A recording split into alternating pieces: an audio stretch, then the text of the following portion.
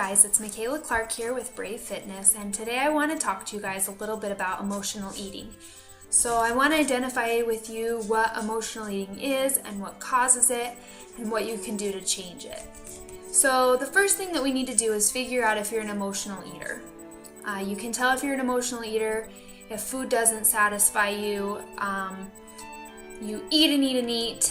You may even eat things that you don't like, but you continually eat because you're emotionally hungry, not physically hungry. Another example would be if you eat when you aren't hungry, if you pay attention to the fact that you just ate and you're eating again. You want to eat every 3 hours, and if you're eating more than that, chances are you're emotional eating. Another example would be if you're mindlessly eating and sitting at the TV munching on chips and cookies, you're probably emotionally eating.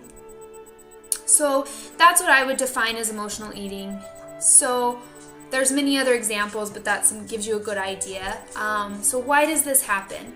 Lots of people don't even realize that it's happening, and a lot of it has to do with your biology.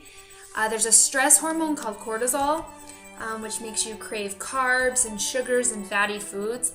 And then food becomes a soothing thing for your body, and it helps you kind of relax. So another reason people emotionally eat is because they want to tune out and focus on something else. Today's advertising even tells you that you'll get bliss or happiness if you eat this chocolate. So sometimes you receive faulty philosophies in your mind about food that will cause you to eat when you aren't even hungry. Another thing would be boredom. It's a sense of entertainment. So a lot of our social gatherings are based around food, and you go to a party and you're not even hungry, but everyone else is eating, so you grab a plate and you just start to eat. Another would be memories, like maybe your mom making cookies in the kitchen, or Christmas time, you remember things like that. You can associate with that with the food that you're eating. So there are a lot of things that can play into why you would emotionally eat. So what can you do to change it?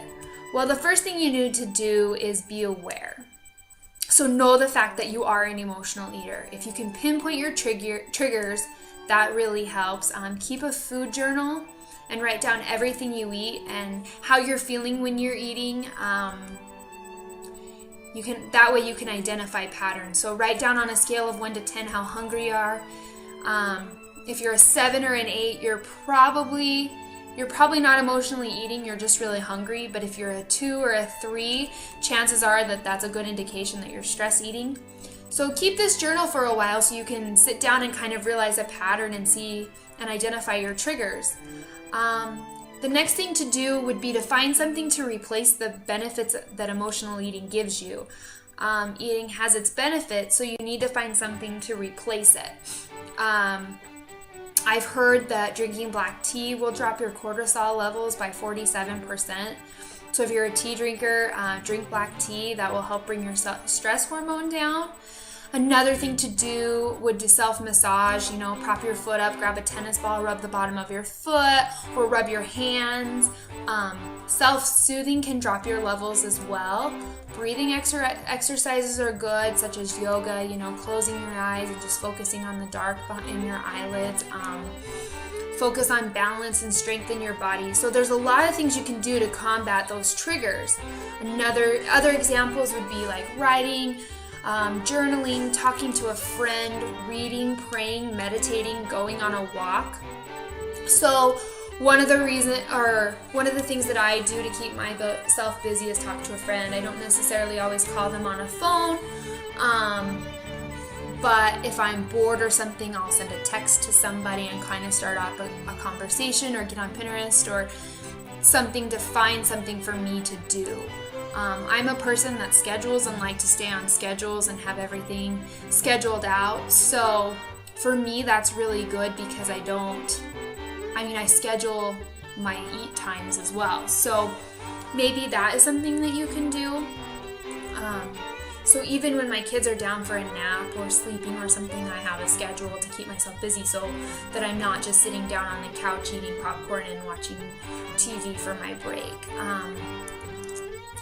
So I also want to stress the importance of practicing these. moments. You're not going to learn to combat stress in moments of stress.